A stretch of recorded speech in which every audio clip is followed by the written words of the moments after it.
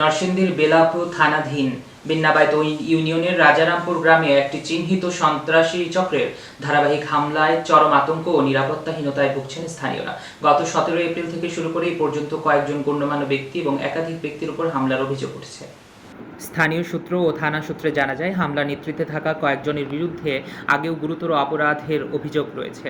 অভিযুক্তদের মধ্যে মোহাম্মদ জহির মিয়া ও মোহাম্মদ খায়রুল ইসলাম জামিল এর আগেও নারী ও শিশু নির্যাতন দমন আইনে ধর্ষণ এবং অপহরণের মামলা চলমান রয়েছে বলে জানা গেছে। এছাড়াও আরও 30 থেকে 35 জনের একটি সংঘবদ্ধ দল তাদের সাথে জড়িত।